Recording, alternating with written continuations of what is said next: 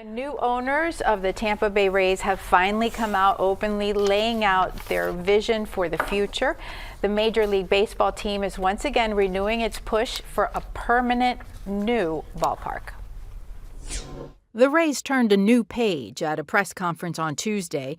The team's new leaders stepped out to share their plans for the franchise's future, including the desire for a new stadium. We are honored and feel privileged to be the new owners of the Tampa Bay Rays.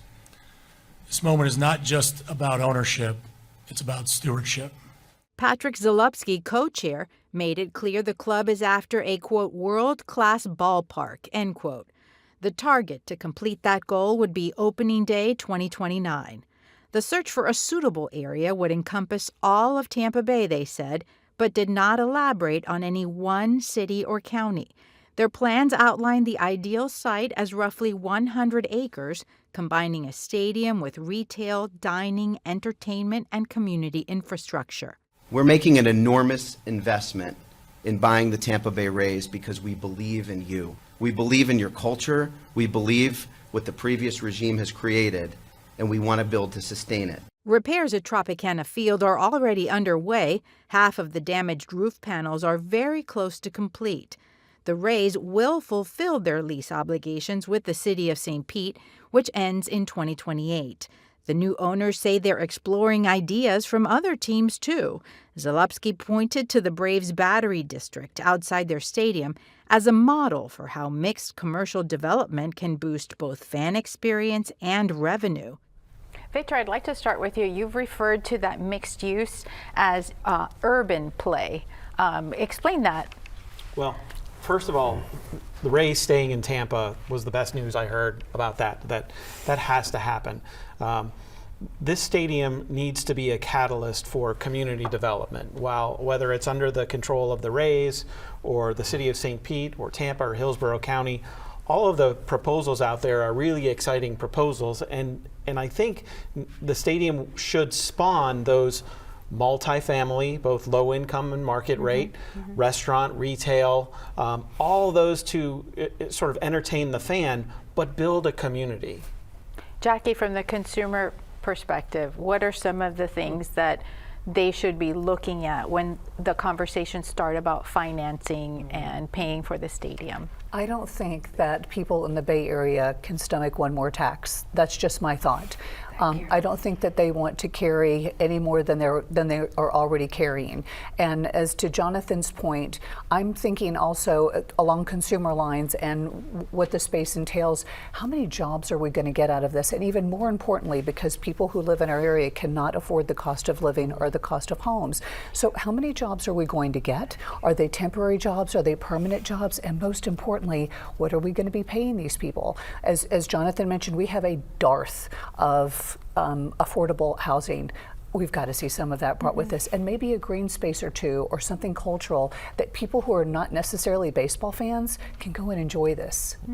Pam and Victor, you know, there's so much conversation around, will it be Tampa? Will it be St. Pete? Will it be the area that's close to the port, right. Tampa Bay?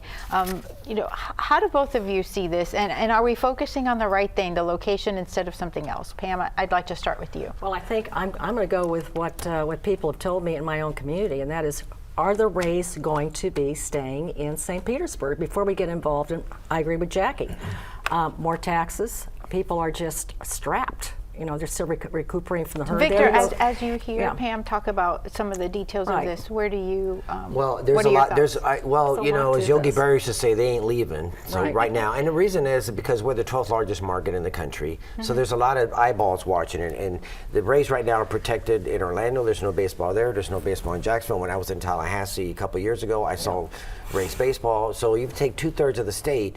You know, that goes us from the 12th largest to like the top 5 market in the country. So that's a lot of money there. Now they used to have the money part of it changed because the TV contract, which was $1.2 billion, $1.5 billion, that got torn up because of the buy and sell and the company that had the sports network went belly up.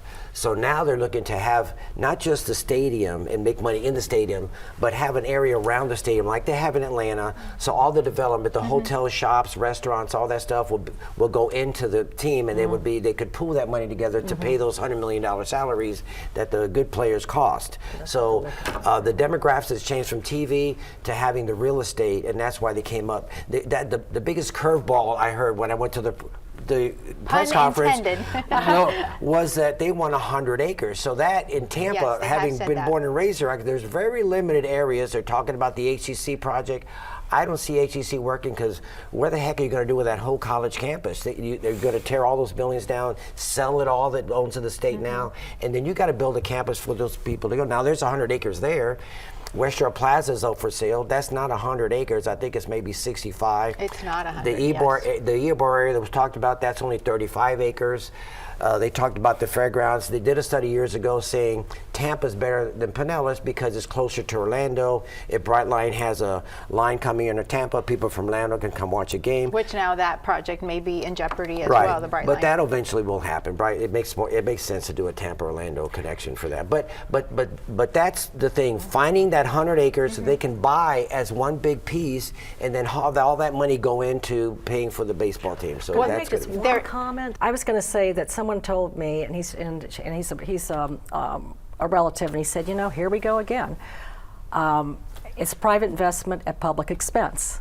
So hopefully it will work out. I mean, these are grand ideas, but I don't know, the jury is out because people are still skeptical. Well, in the last 5 seconds, I said we did pass the CIT tax, but now you've got the Yankees want a piece of that pie. Then you want the Buccaneers. Their 30 years is up. They want a piece of the pie. So we don't know how much of that pie is going to be spread around and how much they're going to get.